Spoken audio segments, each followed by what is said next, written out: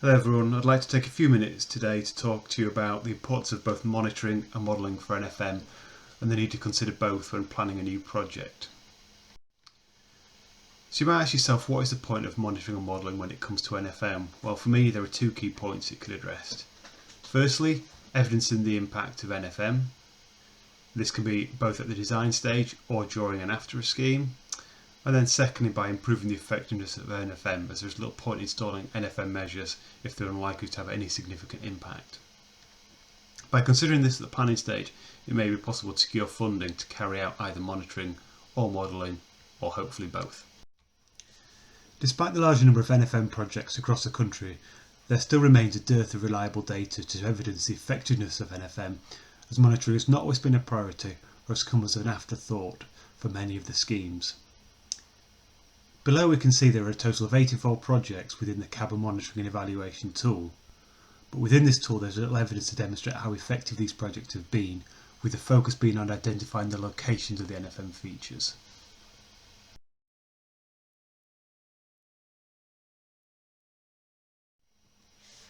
So when it comes to monitoring, some key questions include: can you secure funds to monitor as well as deliver NFM?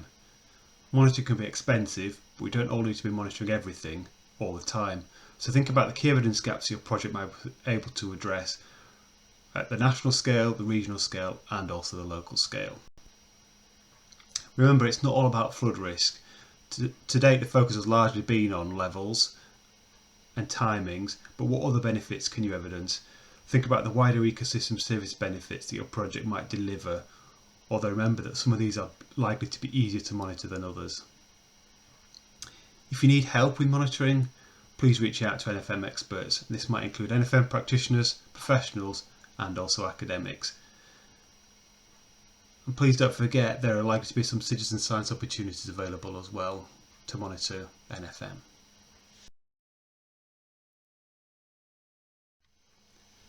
When we think about the actual monitoring programme, there are a number of questions that need consideration. Firstly, when will you start and stop monitoring? Will there be enough time to capture any baseline data prior to the interventions going in? And how long will you monitor after the project is completed, as the short-term response may well differ to the medium and long-term response?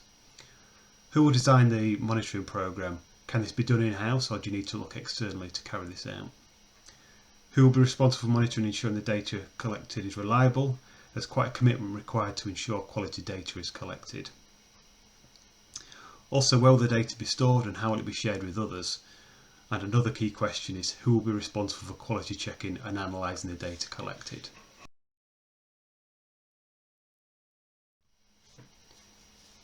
In addition to monitoring, modelling is a key resource for NFM, as it allows us to understand the likely impacts of an NFM scheme at the design stage. It can also be used to evidence the likely impact of any current or past scheme where monitoring has not been or is not possible.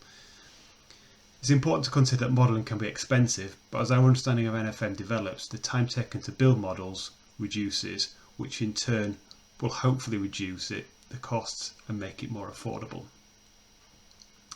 Again, reach out to universities for help with this. There may be potential dissertations and PhDs that may be able to carry out modelling for you.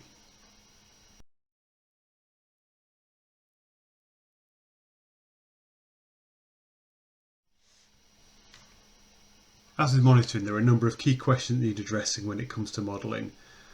First, which model should you use? There are a number of models currently available, and the model required might vary depending on the scale you're working at and also the types of intervention included in your scheme.